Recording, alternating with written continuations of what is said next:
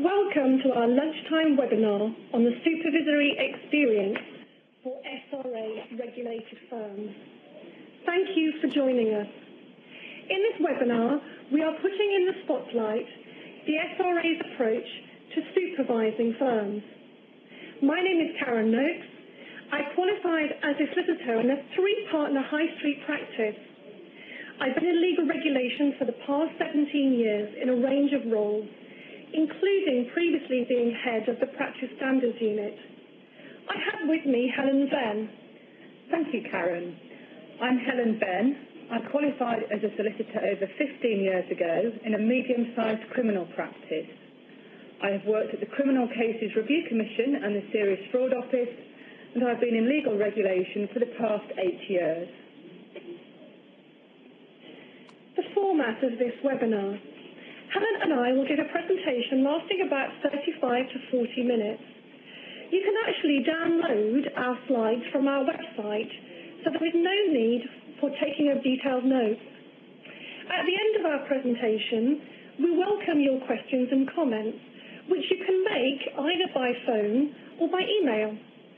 We are interested in hearing your views, and we'll be inviting you to take part in a couple of mini polls during this webinar. This is one of a series of webinars which the SRA is hosting, and some of you may not have taken part in a webinar before. We welcome your feedback on this. You'll be able to find recordings of this and other webinars covering topics on our website. We're planning future webinars, so please keep an eye on our website for the details, and also mention this to your colleagues too. Our aim is to help those whom we regulate understand and prepare for the fundamental changes to our regulatory approach, which is happening over the forthcoming months. We think that webinars are an accessible and cost-effective way of having a dialogue with you. Easier to get to than roadshows, possibly. So webinars for us are firmly part of our engagement strategy. Helen and I will outline for you the SRA's approach to supervision. We will also look at risk-based regulation and then take you through the different approaches, which are all based on risk. But first of all, I would like to talk to you briefly about Outcomes-Focused Regulation, or OFR for short. The SRA has drivers for change and the introduction of OFR, including the changing legal marketplace made possible due to the Legal Services Act 2007. The Act drives significant changes to the regulatory framework for both us and for firms. Those changes offer new opportunities for current firms, offer different, more flexible structures for both existing firms and new entrants. It includes the opportunities brought about by alternative business structures, or ABS for short, and change being driven by the SRA itself. We recognise that in the past, our regulation may have been weighted on application of detailed rules and taking action against breaches of those rules. Under OFR, we are moving to place greater emphasis on working with firms to ensure they are achieving the right outcomes for clients. Where firms are capable and willing to achieve the right outcomes, we will work with them to do so, saving enforcement action for those firms who are incapable and or unwilling. We think that a rules-based approach to regulation does not keep up with the pace of change. That is why our new handbook sets out principles which underpin our outcomes-focused approach. We published last November a policy statement. This can be viewed and downloaded from our website. If you've not yet read the policy statement, I would urge you to do so. So moving to risk-based regulation. The SRA is increasingly becoming a risk-based regulator. The SRA's risk-based approach is about being clear as to what the risk is, and it's using risk to allocate resources. And it's also about us learning to tolerate certain low-level risks too. When we talk about risk, we are talking about the risk to us achieving our regulatory objectives, and I'd really like to emphasise that. In fact, paragraph 33 of the November policy statement sets this out. Our approach to risk will take account of probability factors, for example, the likelihood of something going wrong or not being achieved, and the impact of such any event as well. So if we assess a firm to be high impact or high risk, we actually may have no concerns about the operation of the firm. But if that firm were to behave poorly, it would impact on our ability to achieve our regulatory objectives. Those higher risk firms will attract more of our resource than lower risk firms. And we give examples in the November policy statement of 3 types of firms and our approach to assessing risk. The policy statement also sets out that we're looking at 3 types of risk: firm-based risk, thematic risk, and operational risk. In order to be effective at both assessing and anticipating risk, we will use information from a range of sources, from stakeholders, from firms, from intelligence links, and from other regulators too. But we will also require more information from our regulated firms. This will take the shape of notification requirements, and some of these are set out in the code and other parts of our new handbook. We will also request additional information on authorisation. We will be announcing more detail about this in the next few months. And we will also be looking to get more information from firms as part of an annual information gathering exercise.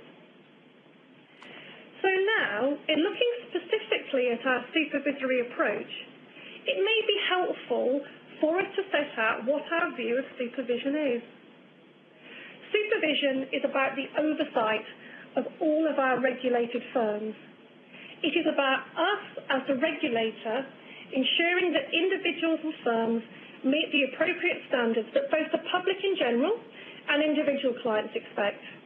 As I've said, supervision is risk-based, but it must also be flexible, and flexibility is the key to ensuring that we regulate effectively in the public interest. So supervisory resource must be applied based on risk. The legal marketplace, as I've said, is in a period of great change, so we at the SRA must use our regulatory resource wisely. So, moving on to the general principles. Supervision will be based on constructive engagement with all shapes and sizes of firms. What do we mean by this? Constructive engagement is about having a meaningful dialogue with firms. It's about taking information that we have or will gather in, using that to assess risk, and engaging the firm in dialogue about any relevant issues. I must stress that supervision is not about catching firms out. We understand that in moving to OFR, firms will be getting to grips with a new handbook, for example, in looking at the principles and outcomes, and we understand that for many firms, this does represent significant change.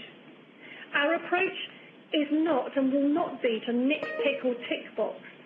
It is about moving away from a heavy focus on the exact processes that firms have used to comply with the rules to looking at what outcomes are being achieved. Firms will have much greater flexibility in how they achieve those outcomes. So supervision will include a focus on how firms manage their own risks. And by this, we do not mean processes and systems which have to be sophisticated in any way. We mean good business management, so sound financial management of your practice with good business planning. We're looking for firms who ask themselves, what are my risks and how will I deal with them? Helen will now talk to you about relationship management. Thank you, Karen. So one of the supervisory approaches is relationship management. And relationship management is close and continuous supervision. It is about having a designated contact at the SRA and a bespoke supervisory strategy. We are currently piloting this approach with 19 firms. The pilot has been designed to test various hypotheses, in particular whether it is ever proportionate to use a dedicated form of supervision with a firm, and if so, in what circumstances. 1/3 of the pilot is focused on small firms, and this includes sole practitioners. So the pilot so far. For the purpose of the pilot, firms put themselves forward to become involved. Once selected, we have written to each pilot firm to advise them of the issues we want to discuss at the initial meeting. Arrangements are relatively flexible, and queries about who should attend the initial meeting and the documentation to be made available are often dealt with in telephone calls or by email. In general, our first meeting is with the partner responsible for risk or compliance. We do sometimes speak to other partners or staff responsible for the matters listed on our agenda. Unless we've had contact with a firm before, the initial meeting will usually last from 2 to 3 hours. A common pattern for a meeting is that the partner responsible for an issue will explain how it is dealt with at the firm. And through seeking clarification of or challenging a particular matter, we will develop the discussion into a two-way dialogue. Once the ice has been broken, we have found that most pilot firms are comfortable to raise regulatory queries or concerns with us. We have a range of supervisory approaches for firms who are not in relationship management or close and continuous supervision, as it is also known. Supervision will include visiting firms, and this could result from a periodic visit. For some firms, we may take the view that we should visit a firm every so many years. Visits could result from event-driven reports or as part of a thematic review. For example, we may receive a number of complaints about a certain area of a firm's work. We may then visit the firm to ascertain what the position is, examine why clients are complaining, and look to see if outcomes are being achieved. We would be looking at whether or not the complaints were justified. Was there another explanation? For thematic risk, we may have identified an emerging trend. For example, we may want to look at newly established firms. We might want to test how the new firm has set up processes and controls to manage risks. We could look at how the compliance officer for legal practice, also known as the COLP, or the compliance officer for financial administration, known as the COFA, we might look at how those roles will be carried out. We will also conduct random visits to firms to provide us with a control group, and this will help us to refine our supervisory approach. We will undertake desk-based supervision and use telephone or email to contact and to engage with firms. Again, this may be in response to an event which has occurred, or to an emerging or thematic risk which we have identified. And let me give you an example. We've been notified of a particular event. Say one of the main fee earners, a partner in the personal injury practice, has left the firm, taking a substantial part of the firm's client base. We will telephone the firm to discuss it. We may require some further information, or we may refer the firm to useful information on our website which could assist. The emphasis of this is about constructive engagement. It is about meaningful dialogue, getting to know you and the firm. Supervision, as it is based on risk, will vary across the spread of regulated firms. If your firm is assessed as low impact, then your firm will experience what we might term as low intensity supervision. And what does this mean? It means the SRA will contact you as required. Firms will not necessarily be subject to periodic inspection. Contact will be driven by the risk assessment of an event or as part of thematic risk. So, Turning to visits to firms, the SRA currently visits around 850 firms every year as part of its programme of work carried out by the Practice Standards Unit, also known as PSU. The SRA received a lot of positive feedback from this work, and many firms appreciate the guidance and assistance provided by the PSU staff. The remit of a PSU visit is often quite wide. We appreciate that under Outcomesfocused regulation, we need to focus on risk. So rather than try and deal with the spread of the firm's work types and look at all of the processes, we would look at those that we believe at the time of the visit present the most risk. The move to OFR is about firms managing their own risks, reliance on a firm's own internal governance and processes to manage risk. Let me give you an example. A medium risk firm receives a periodic visit. We may concentrate on the environmental risks facing the firm. For example, where does it sit in the marketplace? If the mainstay of the firm's client work is under threat, we would discuss with the firm what they intend to do. We would discuss the firm's business model in dealing with this. Do they have plans for change? We may discuss and explore some of the firm's business processes. For example, with a threat to the client base, how would the firm secure its financial position? How would this affect staffing levels? We may discuss these issues with the COLP and the COFA and other key personnel within the firm. And just a reminder that the COLP is the Compliance Officer for Legal Practice and the COFA the Compliance Officer for Financial Administration. If there were areas where we consider the firm should take action in managing its risks, we will be clear about what we expect and when we expect the firm to achieve it. We will maintain engagement with the firm after this to check on progress. So we're moving on now to a little bit more information about piloting the new approaches. So apart from the pilot that we're undertaking in relationship management, we are piloting other approaches at our Midlands offices. We're doing this by looking at a range of events and themes, and a couple of examples may help here.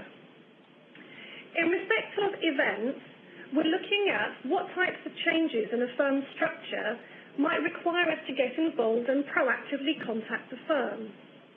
For example, with a low impact or a low risk firm that changes from a 4 to 3 partner firm, we probably wouldn't want to contact you. We wouldn't see the need on a risk basis. But we would be more interested if 2 partners left a medium impact firm taking a profitable section of the business with them, because that might represent a business risk. Engagement with the firm in this case would explore the impact of the change on the firm, the change to their business plans, and also what actions they're going to take in respect of their intended client base. Another example of an event might be the receipt of a complaint. And let's take, for example, a conflict of interest. Currently, some of our processes to date have centred around formal letters being sent out, seeking an explanation of conduct and asking the firm to respond formally in writing as to how a matter has been dealt with. We will still need to do that in certain instances, but where we consider the impact of the issues to be low, our interest will lie in the firm addressing the root causes of those events. So we will concentrate on engaging with the firm to discuss lessons learned, to talk about what steps the firm have taken to prevent it occurring again. However, we must emphasise, of course, that if we consider that the conflict of interest had high impact and it was in the public interest to do so, we would still need to take some form of regulatory action.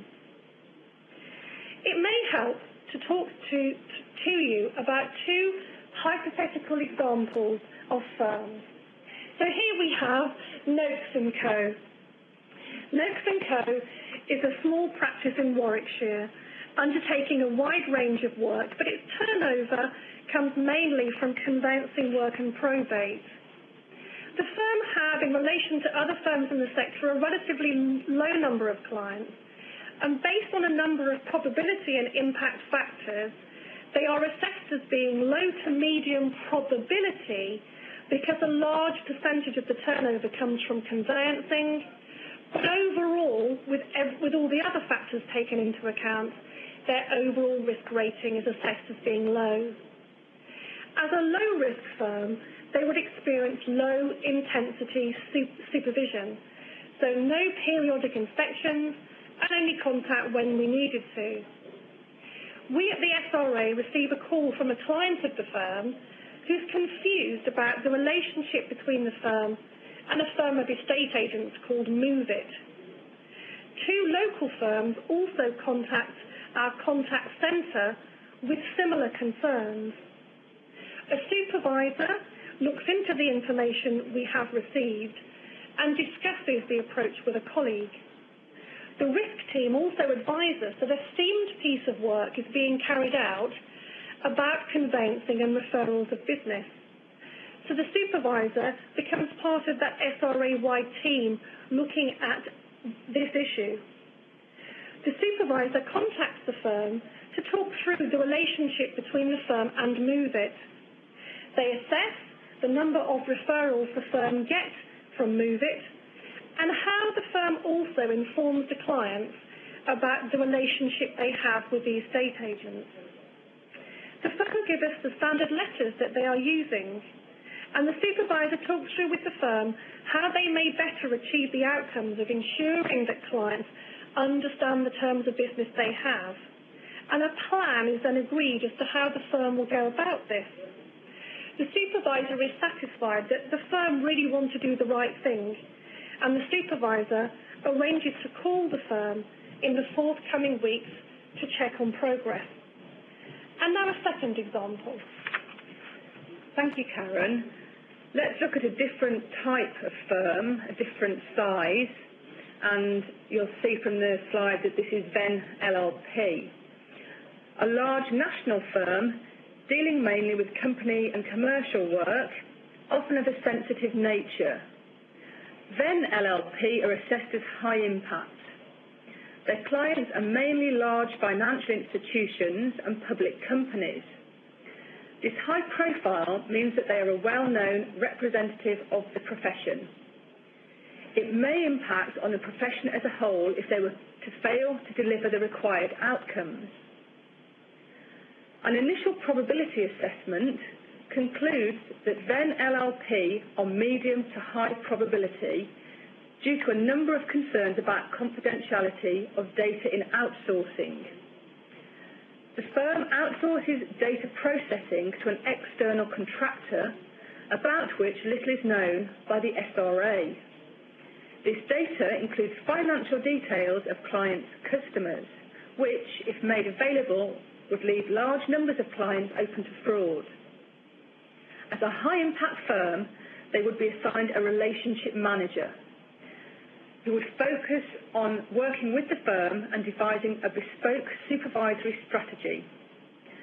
Such a strategy would particularly focus on the risk of breaches of confidentiality, so ensuring that confidentiality is maintained and reputational risk is managed.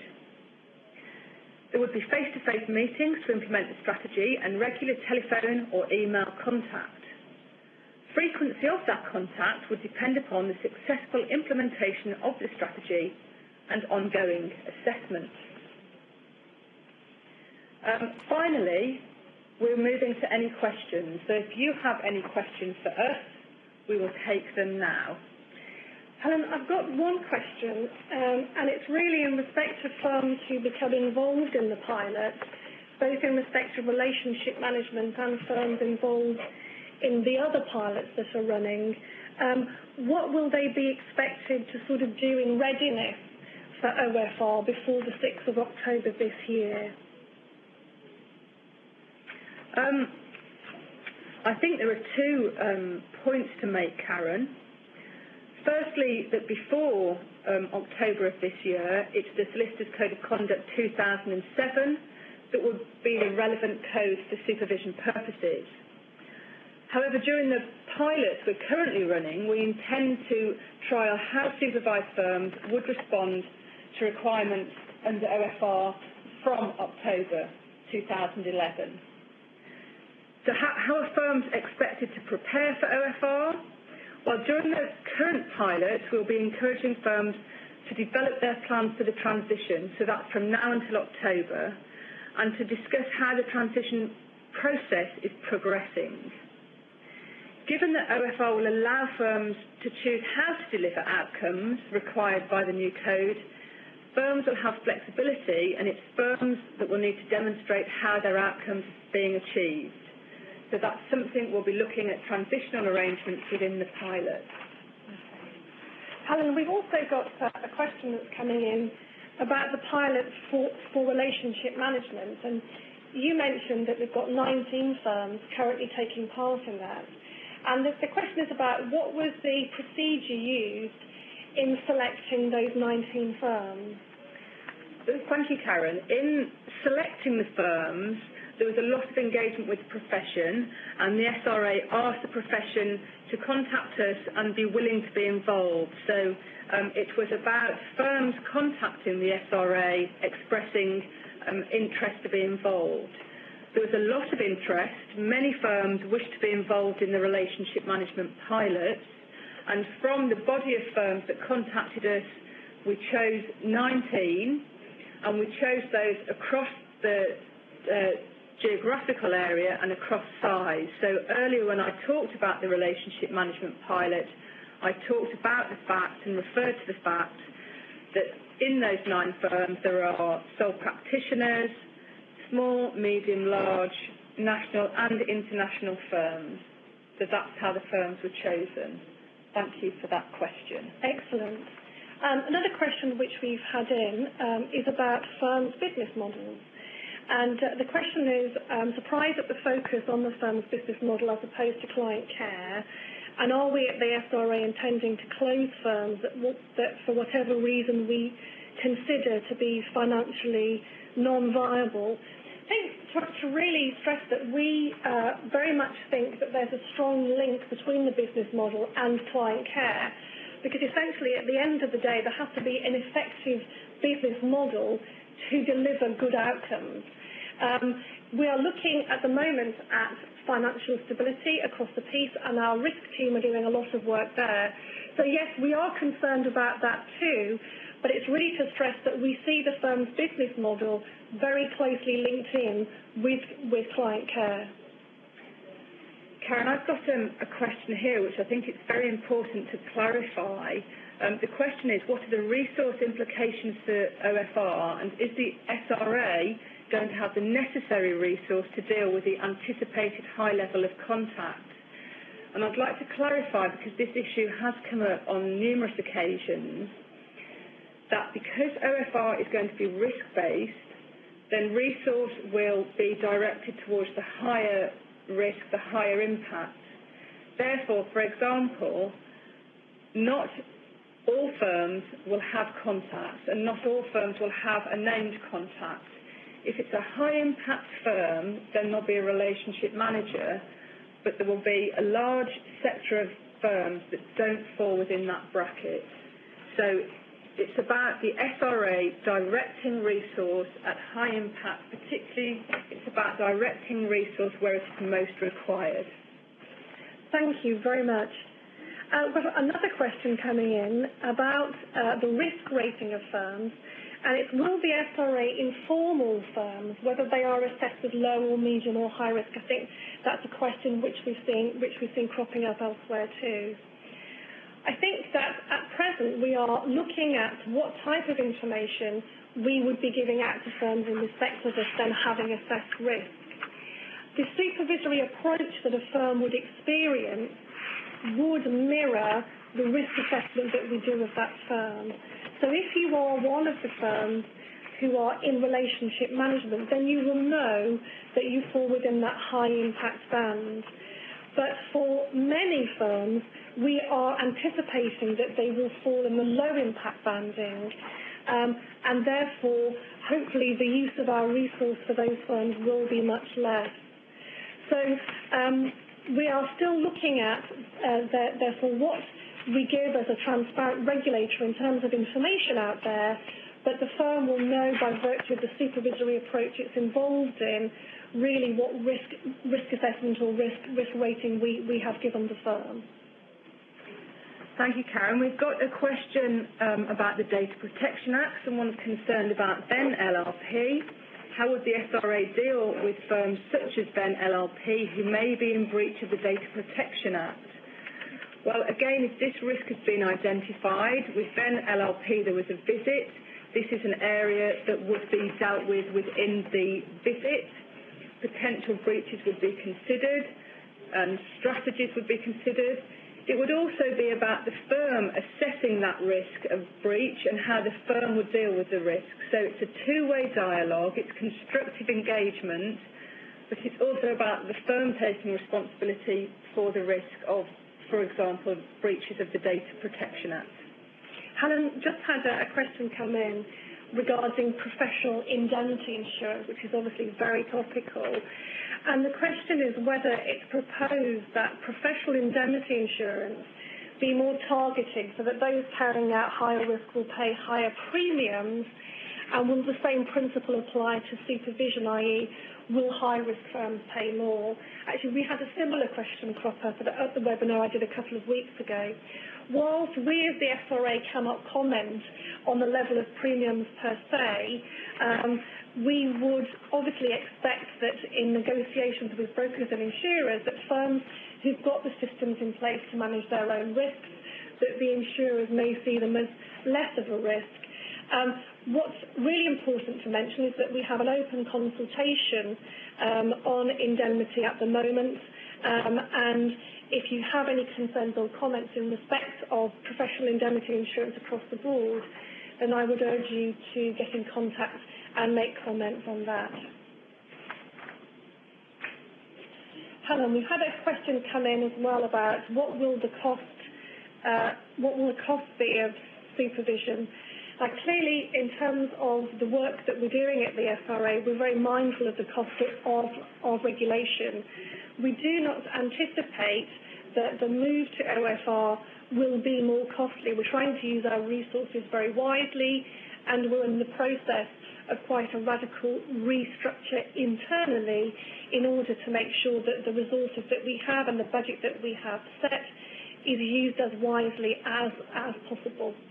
That's right, Karen. As I think we've referred to earlier about targeting our resource to the higher risks and developing a risk appetite in relation to low risk. Absolutely. I have a question, Karen, asking how will compliance be evidenced? Again, this is a matter for firms. OFR is giving flexibility to firms.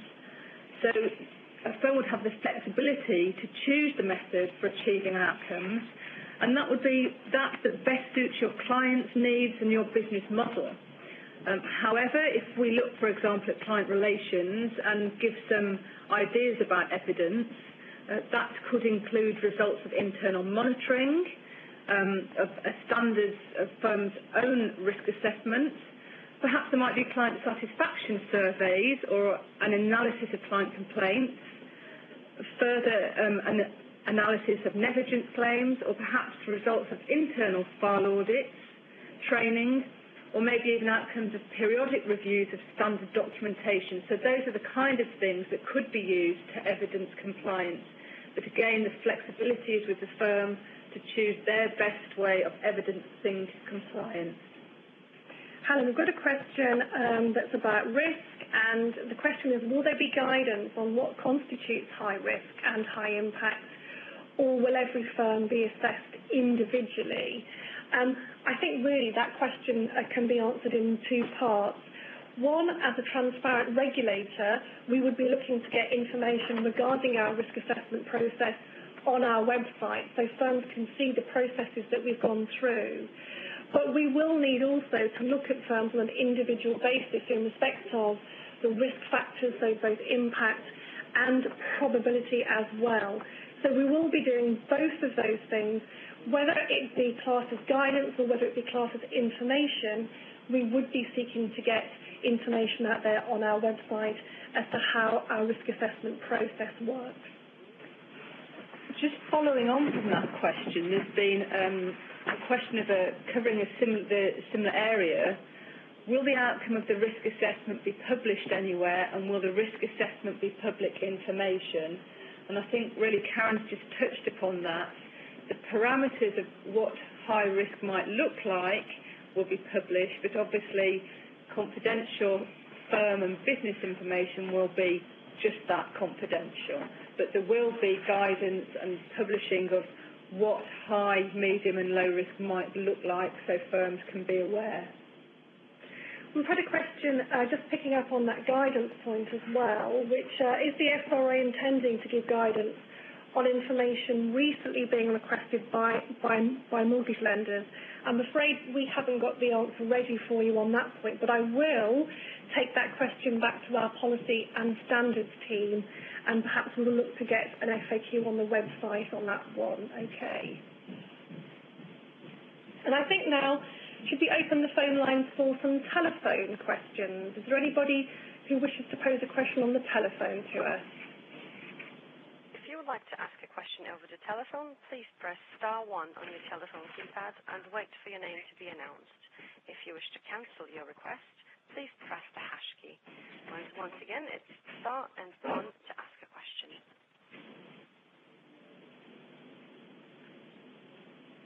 Okay, at the moment we don't seem to have anybody on the line, so we'll take another question from the web.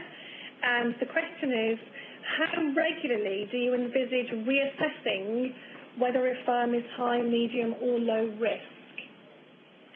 I think with impact ratings, we would be looking to place a firm with an impact rating and probably wouldn't expect that impact assessment would change an awful lot unless this firm's business model should change in a significant way. But we would be looking, and we are looking to develop a system whereby we can monitor firms' risk. Because what we don't want to do is take a snapshot at the beginning of a period of monitoring and not update it as we go through. Helen, would you like to add anything about what we're doing on the pilot on that? Well, obviously, as we're engaging with firms on the pilot, we're gaining information, we're gathering information, and we're feeding that in to build a bigger picture. And that is likely to impact upon the risk banding.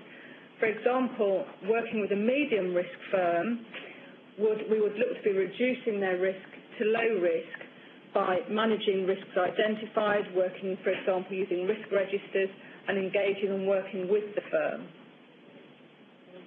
Okay, thank you for that. Another question we have in, which is about resource actually, is will the SRA have sufficient resources to consider and interpret all information that we will gather in from firms on an annual basis, so from regulated firms and also ABSs too? In answer to that, we are still looking at what information that should be, so sort of what shape and size that should be.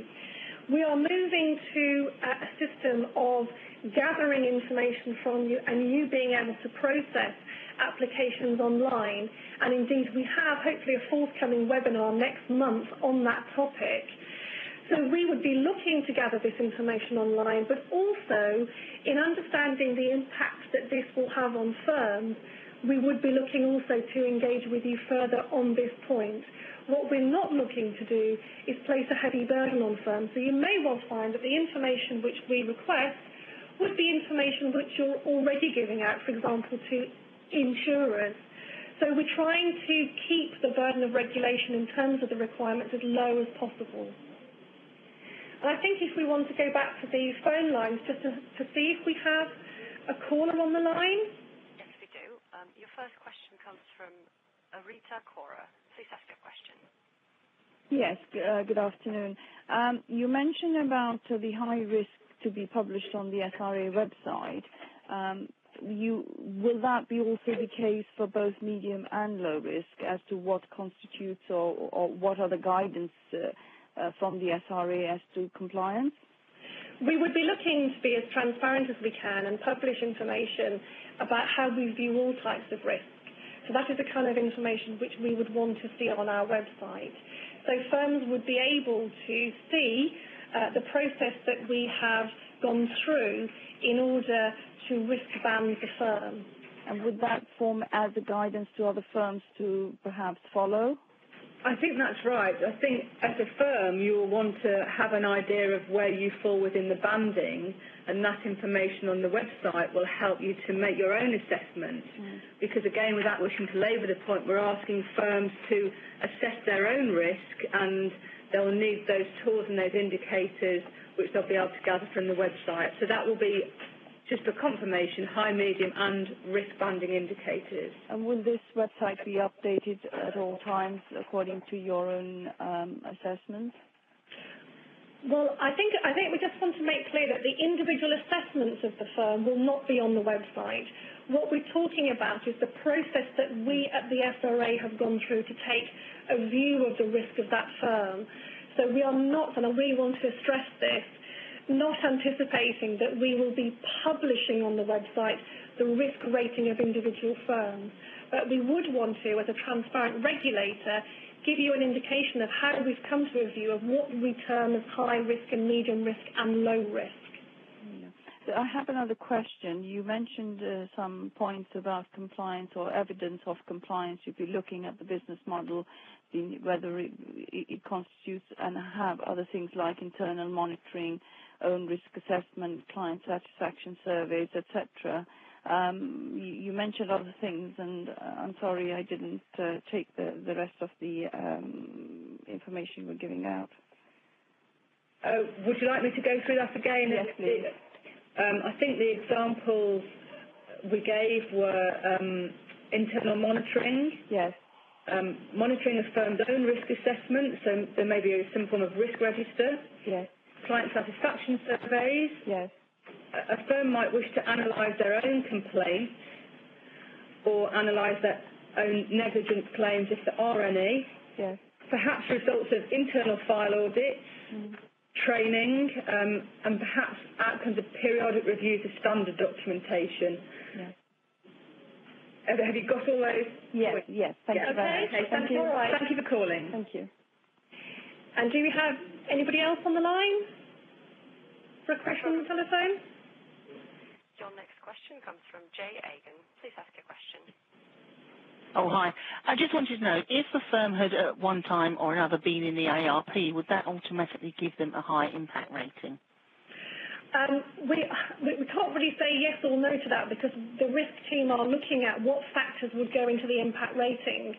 Clearly, the fact that a firm couldn't get insurance on the open market is going to feed into that assessment overall, but whether it would be one of our driving factors would depend upon what view our risk team are setting at that point, but it certainly would be a factor we would look at. Because, of course, there are some instances where firms have chosen to go into the ARP rather than take the quote that's been given to them on the open market. So it's not a case of couldn't get insurance, but it's just a case of sometimes it might be a possibility that they've chosen to do it rather than take the insurance from the open market. Of course, so unless that's only one factor of what we are looking at, we would seek to build that in as well. Okay, thank you. Thank you very much. Okay, if we just go back to the live questions. Have we got anybody else on the line for a question on the telephone? Yes. Your next question comes from Andrew Kroom.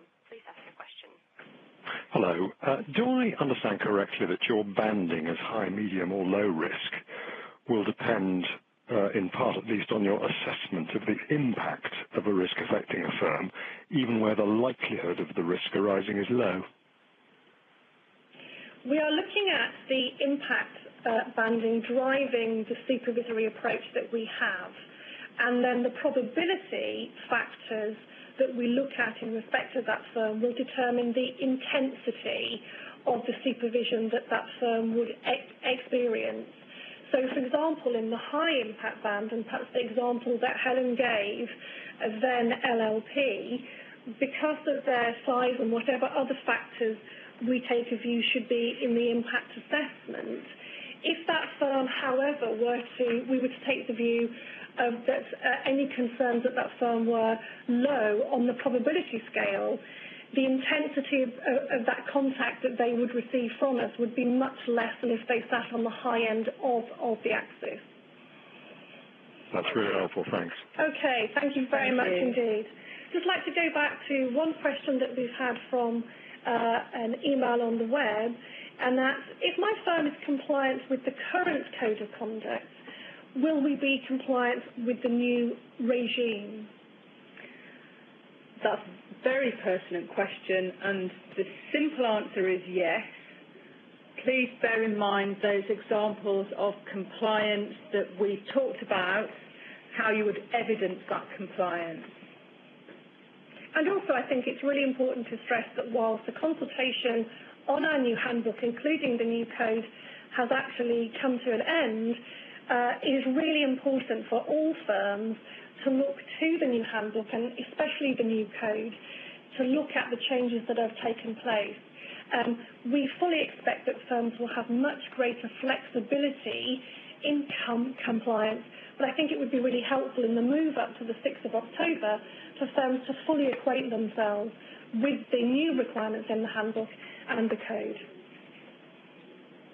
And finally, we just want to ask whether there are any more questions coming in. And we have a question on, with almost 11,000 firms, how soon does the SRA plan to complete its risk rating of all firms?